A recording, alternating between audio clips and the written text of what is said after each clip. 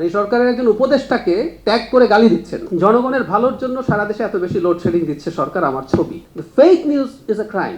সরকারের প্রচুর দোষ এমনিতেই পাওয়া যায়। বাংলাদেশে এত বড় একটা জটিল দেশ, মানে সংখ্যার দিক থেকে বলছি, মানুষের এটা খুব টাফ চালানো।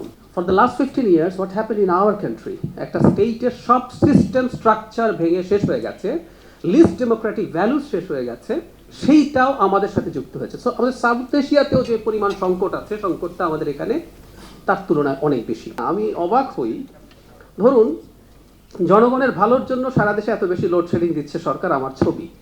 মানে খুবই পরিচিত লোকজন আমাকে এটা পাঠাচ্ছে, পাঠিয়ে বলছে আমি এটা কোথায় বললাম, এবং কয়েকজন আমাকে গালি দিচ্ছেন, এবং গালি দিচ্ছেন বুঝতে পারেন আমাকে ট্যাগ করছেন। মানে আমি এটা আমাদের সরকারের একটা প্রশংসা আমি নিজে করি, মানে সরকারের একজন উপদেষ্টাকে ট্যাগ করে গালি দিচ্ছেন যে আমি এটা এই ধরনের কথাবার্তা বলছি।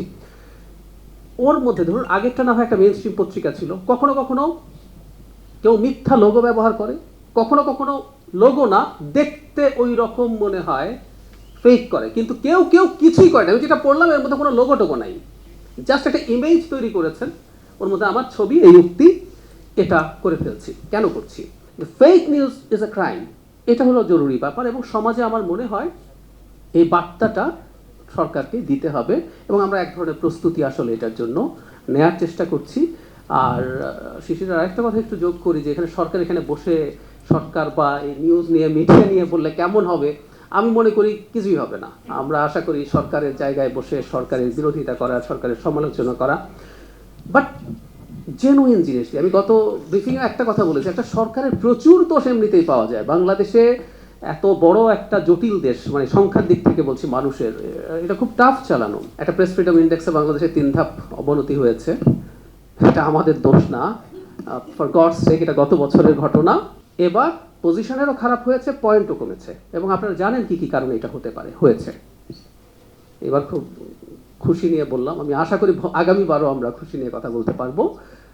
ভবিষ্যতে বাংলাদেশের এই সূচকে উন্নতি হবে বলে আমি বিশ্বাস করি, কারণ একটা গণতান্ত্রিকভাবে নির্বাচিত এবং আবার গণতান্ত্রিকভাবে নির্বাচিত হতে চাওয়া সরকার মিডিয়ার সাথে শত্রুতা করে আসলে কোনো লাভ হবে না।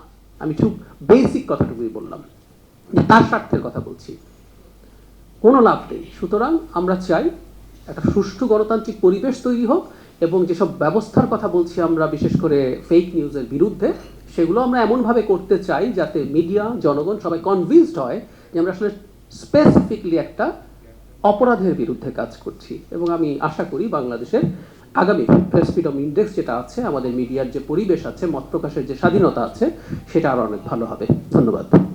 সেই যে কনফার্মেশন বায়াস আছে, সে এই ফটো কার্ডটা বিশ্বাস করলো। আর শুভাকাঙ্ক্ষীরা ভয় পান, তারা ভয় পান যে আমি কি ওখানে আমার মাথা এতটাই গেল যে আমি এখন এসব কথাবার্তা বলা শুরু করেছি। তো এই ধরনের একটা সংকটের মধ্যে আসলে আমরা চলছি। সেখানে আমি ওই যে রবীন্দ্রনাথের একটা বিখ্যাত কথা ছিল, ওইটা ইউজ করেছিলাম, সেটা হলো যে সত্য যে কঠিন, কঠিনের ভালোবাসিলাম। মানে পোস্ট ট্রুথ পড়লে কিন্তু সত্য আর কঠিন নেই, এখন আরামদায়ক সত্য আছে। মানে আপনার বিভিন্ন দোকান আছে সত্যের, সো আপনার এই দোকানের সত্য যদি ভালো না লাগে, আপনি আর মিথ্যাও বলেন না, বলেন অল্টারনেটিভ ট্রুথ। সো আপনি অল্টারনেটিভ ট্রুথের দোকানে যাচ্ছেন এবং সেখান থেকে আপনি সত্য নিচ্ছেন। এবং আমাদের বাই নেচার এক ধরনের কনফার্মেশন বায়াস আছে, যে জাহেদ দালালি করতে করতে গিয়ে ওখানে গেছে, ও নিশ্চয়ই খারাপ, সুতরাং ও অবশ্যই এটা বলতে পারে। খবরের কাগজ, নিখাত, নির্ভীক, নিরপেক্ষ।